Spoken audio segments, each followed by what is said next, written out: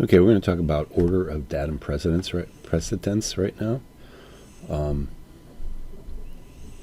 So look at this part right here. Okay, we got A, B, and C. Okay, the lower surface is chosen as the primary datum A. Okay, now to me this makes sense. It's the largest surface on the part, right? The part will lay on this surface when the holes are manufactured. I mean, the holes are going to be machined into the part perpendicular to the surface. So yeah, it needs to sit on that surface when I'm manufacturing the holes. And the part will also lay on the surface when the holes are being inspected. So yeah, datum A is a really good choice. This surface here for datum A is a really good choice on the part. Of the other two datum surfaces, the longer of the two datum edges is selected as the secondary datum B, and the shorter of the two datum edges is selected as the tertiary datum C. Therefore, the best datum precedence for this particular part is A, B, and C. A is the biggest surface. It's the surface that you're going to be setting the part on when you're machining the holes.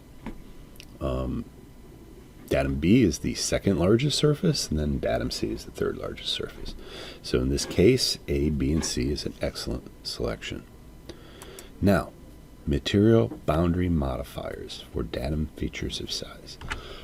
We call this MMC symbol, a circle with an M in it. We call it maximum material condition when it's used in a feature control frame applied to a tolerance.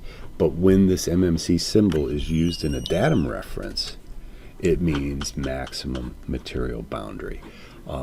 It's a slight difference in how we normally use it, but it kind of means the same thing in that, you know, the datum applies at its maximum material boundary or its maximum material condition. This MMB, that's new terminology in the latest GDT. But when no symbol is used in the datum reference block of feature control frame, it indicates the tolerance applies regardless of material boundary. This is consistent with Rule 2. Rule 2 of GD&T says, hey, if you don't put a modifier on it, you assume that it's RFS. Okay, so how many datum features are required for a tolerance? Okay, so on the previous example, the datum features are all surfaces. Therefore, 3 surfaces are required to establish the reference frame. So in that particular case, we needed 3 datums. Okay, if one datum is a feature of size, a reference frame can be established with 2 datum features. Now let's look at this one right here. We have datum A, which is this surface, and then we have datum B, which is this feature of size right here. Okay, in which case my orientation tolerance here just really needed 1 datum. Okay, now in this particular case here, we have 2 datum references, and then that completely defines the plane. Now remember when we talked about chapter 5, we talked about form tolerances. Form tolerances have no datums. That's why we talked about form tolerances before we started talking about datums. So in this particular case, my complete reference frame is established with 2 datums. One is a surface, and then one is a feature of size. But when I had 3 surfaces, I needed all 3 surfaces to define my frame of reference. Okay, so this slide here talks about the 2 datums being a frame of reference. Okay, so if we were to look at simulation of these datums, we have datum A is the primary datum. Surface A makes contact with 3 points. Perfect. And then now we have a fixed diameter simulator sized at the MMB. That is at the maximum material boundary, the virtual condition of the datum feature. Okay, so our datum simulator here picks up datum A, and then it has this center plug, if you will, that picks up datum B. And that is sufficient to establish a reference frame. So in this particular case, we used a feature of size as a secondary datum, and then when we did that, we only needed the two datums to establish this feature reference frame. Okay, this is going to be a compare and contrast between this one here, which was, okay, we're going to pick up this datum B at its maximum material boundary. Okay, now so to do that, what we did is we have this part here. It has 1,000th plus or minus 10 thousandths. Therefore, the maximum material condition is 990 thousandths. Okay, and then we also have this perpendicularity. It's an orientation tolerance of 2 at MMC. Okay, so that means my virtual condition of this datum B would be 990 minus 2, or 988. Okay, so this is a fixed diameter simulator at 988. So that is what using the MMB mount boundary allows us to do. We have a fixed diameter simulator. Now, in this next slide, we don't have the MMB modifier. Okay, we don't have the MMB modifier. See down here, we don't have that MMB modifier, so we have to assume that regardless of material boundary is assumed. Okay, again, that's consistent with Rule 2 of GD&T, is if the modifier is not applied, then RFS is assumed.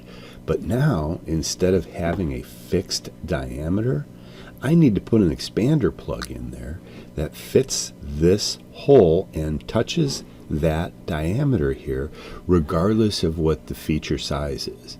So that diameter, per this drawing, on an actual part can be anywhere from 990 to 1.01. And our simulator has to make contact with that datum regardless of feature size. So that means I have to have an expandable mandrel to contact that datum. So that's a big difference. If we're using RMB here, if we're using RMB here, we have to have an expander. If we're using MMB here, we can use a fixed diameter simulator. Big difference, big difference. Again, this is a discussion on how many datum features are required for a tolerance. On this example, one surface and two features of size establish the reference frame. Okay, so in this case, datum A, like we talked about, is this surface right here. And then what I'm using is datum B, which is this hole, and datum C, which is this slot. And then I can make a simulator here. I have datum A simulated by this plate. I have datum B, because we have a maximum material boundary, so I have a fixed diameter pin. And then we're also using datum C with a maximum material boundary, so I have a fixed width slot. And between this plate and the pin and the slot, I am simulating this part completely. Okay, now compound datum features. Rotating shaft is a typical application of a compound datum feature. Compound datum features reference show two datum letters separated by the dash. Okay, in this slide we show you how to do that.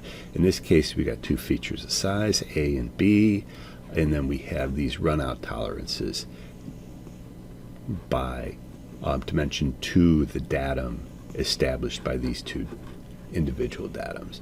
And here's how that would look in an actual simulator. What we're using is using V-blocks, and then we pick up these datums here using the V-blocks. And then that creates our centerline axis about which to inspect the runout of these surfaces here.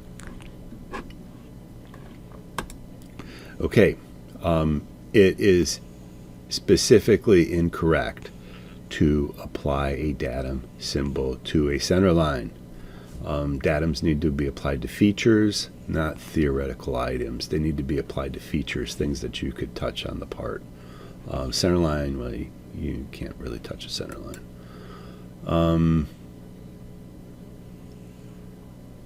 This slide talks about datum, target, order of precedence.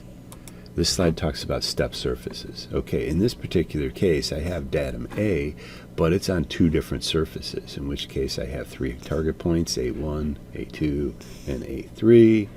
But notice that there is a basic dimension that defines the step between datum targets A2 and A3, and then datum target A1. So this is how you would establish two or more non-coplanar surfaces to be used as a single datum plane. And finally, we got this slide, equalizing datum targets. Again, this is a V-block type work fixture. This has a slider on it. And then so when we put our part in the simulator, the V-block is going to pick up B1 and B2, essentially regardless of feature size. So this is how we can use an equalizing datum target.